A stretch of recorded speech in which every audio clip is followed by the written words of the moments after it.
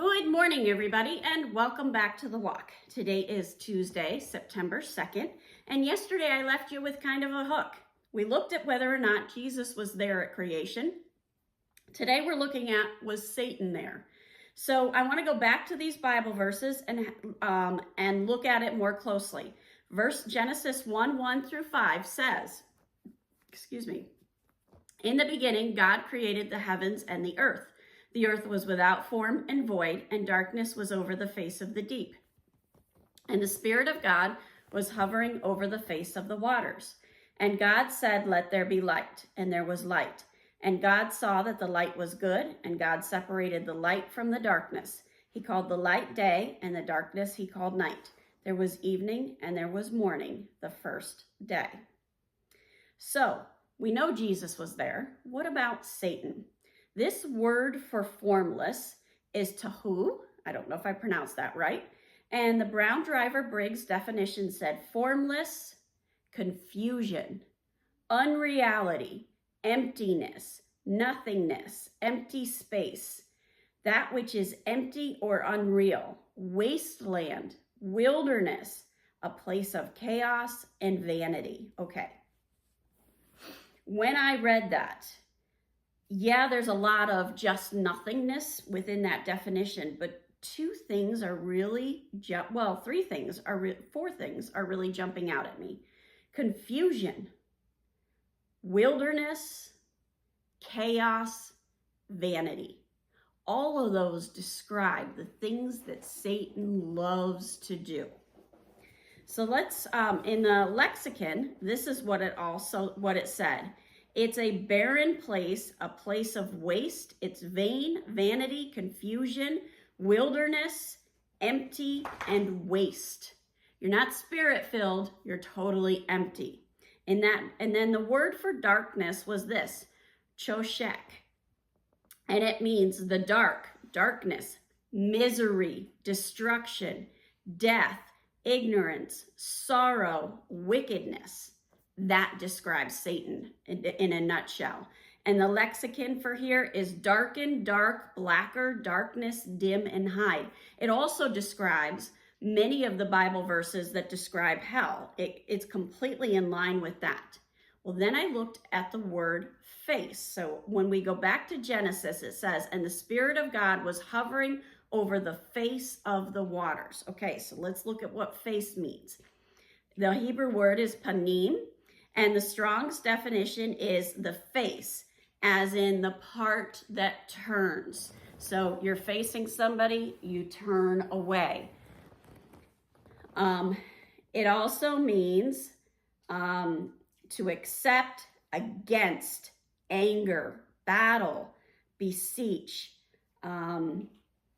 heaviness. All of this is describing Satan. And I had to do a lot of digging. I looked through a lot of different commentary, and the fall had happened before creation. So Satan had already turned his back on God. He's the one that was that darkness. He's the one that was just there hovering. And God said, watch this. We're going to turn this on him. We're going to turn it on a dime. And what are we going to bring in? We're going to bring in the Spirit of God, and it's going to hover over Satan's darkness. And then we're going to say, let there be light, and there's going to be light. And that light is going to separate the darkness from the light. There's going to be a clear definition between what Satan is doing and what God is doing. And how is that happening? It's all happening because Jesus was there from the very beginning. Remember, we saw in John 1:1, in the beginning was the Word, and the Word was with God, and the Word was God. Okay, we know we got God. We know we got the Word. He was in the beginning. We know that this Word is now a person.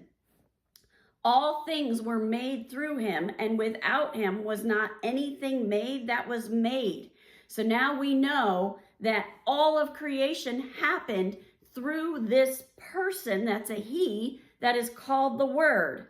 And then we get to 14, John 1:14. And the Word became flesh and dwelt among us, and we have seen his glory, glory as of the only Son from the Father, full of grace and truth. In case you are missing it, this is where that spiritual warfare God started to engage. Not only was creation happening in the beginning when the world was created, but that is also when God said, watch this. Here comes Jesus. He's going to create this creation. Now there's light within the world and not just darkness. Now this spiritual warfare has just ramped up. And the interesting thing, not a single human being has been created yet. God was already engaging in that warfare long before creation. But one of his big moves within that war was creation. We got to remember that there is something called special revelation where, I'm sorry, I got it backwards, general revelation, where we can look at the world and we can see evidence of God without anybody telling us about it. Creation is an example of that spiritual battle and what God has done to engage in it. It's not all on us. Yeah, we are part of the spiritual battle. Yeah, we're part of that spiritual warfare. But God. God is way more engaged than we ever were. We're not even in the picture yet. And God brings in the light of Jesus Christ. Have a wonderful day. God bless, and keep walking the walk.